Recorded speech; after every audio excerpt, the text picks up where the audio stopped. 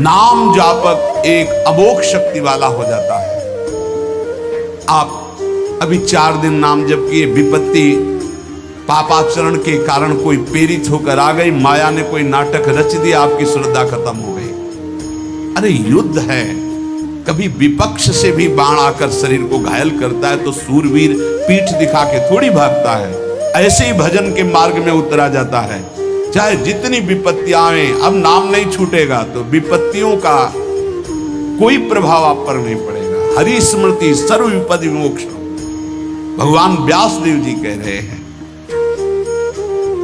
और ये नाम में प्रियता तभी होती जब किसी नाम जापक संत का संग हो जाता है। बिना संत संग के भजन में रुचि हो ही नहीं सकती। कहीं भी किसी का अगर नाम चल रहा है, संत संग से, जब वो नाम जापक स्वयं नाम का उपदेश करता है तो उपदेश के साथ एक शक्ति जाती है जिसे शक्तिपात कहते हैं। वो वचन से भी होता है, दृष्टि से भी होता है, स्पर्श से भी होता है और संकल्प से भी होता है। शक्ति जो नाम जप की है, नाम जापकों की शक्ति जब साधारण जीवों में जाती, ए तुम आज से नाम जप करो, तो क्या समझते हो? उसके साथ नाम जप की शक्ति जा रही, उसके पास दृष्टि से देख लिया, मन से संकल्प कर दिया, वचन से बोल दिया, तभी नाम जप प्रारंभ हुआ। नहीं, पापाचरण करने वाला राधा नहीं बोल सकता। विश्वास कीजिए, पापवंत कर सहज स्वभाव, भजन मोर ते भाव न गाओ। संत जन भगवान के पार्षद हैं, अहेतु की कृपालु हैं, वो कृपा करते हैं तब नाम जप शुरू होता है। एक पति पत्नी में बहुत आसक्ति थी परस्पर, नाम जप ये सब तो आसक्ति के कारण कहीं गुंजाइश ही नहीं थी। जैसे साधारण कामासक्त दंपति, ऐसे एक बार एक संत भगवान वहां से तो देखा कि परिवार में बिल्कुल अश्रद्धा है संतों के प्रति, ना भगवान का भजन न धर्म। सामर्थ्य भजन से जो जितना करता है, ऐसे उनको देवर्षि नारद जी मिल गए तो नारद जी से कहा, परम कृपाल हो, ये दंपत्ति इस घर में रहते हैं, बहुत आसक्त हैं, क्या इनकी परस्पर आसक्ति हट सकती है और भजन हो सकता है?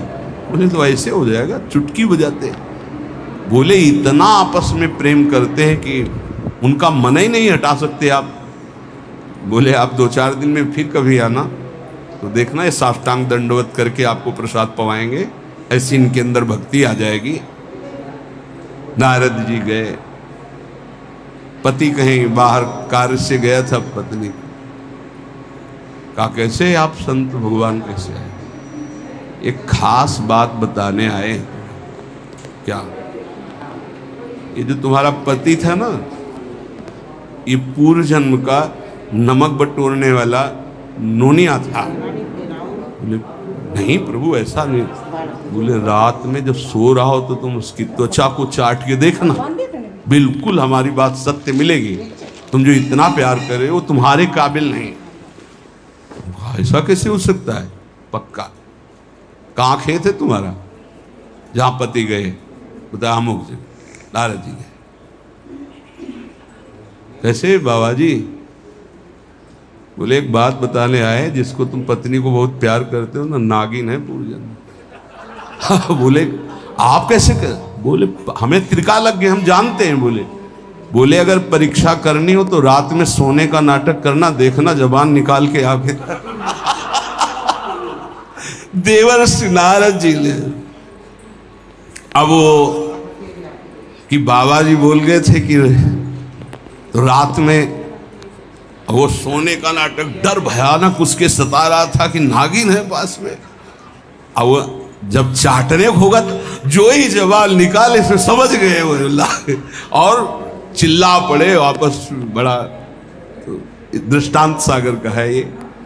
तो अब रात तो बहुत विघ्नकारी हो गई, आपस का प्रेम एकदम खत्म।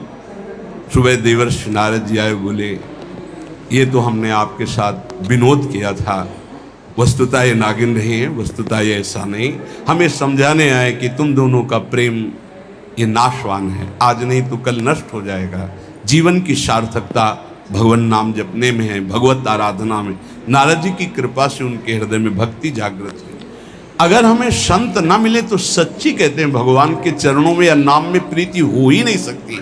बस केवल इतना लगता है कि नाना प्रकार की भोग सामग्री जो हम भोग रहे हैं, ये किसी को यही नहीं लगता कि यहाँ से छोड़ के जाना है। दूसरे को फूंक के आ रहे हैं और स्वयं को ये पता नहीं कि यहाँ से छोड़ के जाना, यहाँ से कुछ नहीं ले जाना। शाश्वत शांति की खोज के लिए अनंत जन्मों से भटक रहे हैं, वो केवल श्री भगवान में मिलती है। जो उपासक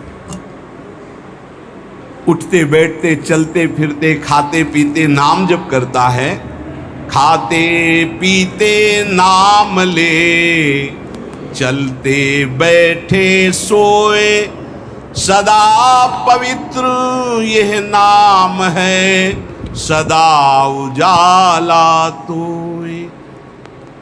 जो नाम जपने के लिए जरूरी नहीं है कि आप पद्मासन लगा के बैठे, आप आसन में बैठे, नहीं। गृहस्थी धर्म में आप खेत जा रहे नाम जप करते हैं, आप एक एक फावड़ा चला रहे नाम जप करते हुए, क्या चला जाएगा? बड़ी सामर्थ्य नाम में, एक अमोघ सामर्थ्य नाम में। आप विश्वास कीजिए, एक नाम भी व्यर्थ नहीं जाएगा। अश्रद्धा से भी नाम उच्चारण कर लिया, भारी पड़ेगा यमराज के हिसाब में। मान लीजिए ये माया का ऐसा प्रभाव है जो आपको भजन में नहीं लगने दे रही। इसका कार्य है आपकी श्वासों को व्यर्थ करना। देख लीजिए, कोई दृश्य दिखा के, कोई भोग भुगा के, कोई बात के चिंतन में फंसा के, किसी क्रिया में लगा के, इसकी चाल है कि भजन ना होने देना। दो शक्तियां भगवान की ये प्रबल, एक माया शक्ति विस्मरण और भक्ति शक्ति स्मरण। ऐसी तो अनंत शक्तियां हैं, पर विशेष प्रभावशाली ये दो शक्तियां हैं भगवान की। एक है जिसकी शरण में जीव आ जाए तो भगवत स्मृति में तन्मय कर दे, समस्त दुखों का नाश करके, भक्ति। और एक माया शक्ति भगवान का विस्मरण करा दे। हम सब माया शक्ति के द्वारा फांस लिए गए हैं। वो हर चाल यही चलती कि भजन छूट जाए। आप देख लो, कोई मिलेगा, कुछ खान पान दृश्य भोग क्रिया सब में भजन छुटाने की सामर्थ्य है माया के द्वारा। और भक्ति का जब प्रभाव चलता है तो एक एक कवल जा रहा है राधा राधा राधा, जल पी रहा है राधा राधा राधा, कार्य कर रहे राधा राधा, बड़ी सामर्थ्य। खाते पीते नाम ले, चलते बैठे सोए। यदि हम सोने जा रहे हैं तो मानो हमारा जैसे मरण के समय स्थिति ऐसी होनी चाहिए। पता नहीं जगे कि ना जगे, ये आखिरी रात हो, क्या पता। रात ही में सोते सोते दिल फील हो जाए, इसका क्या पता। तो सोते समय एकदम एकाग्र राधा राधा राधा राधा। नाम ही ले जल पीजिए, नाम ही लेकर खा, नाम ही लेकर बैठिए, नाम ही ले चल राह।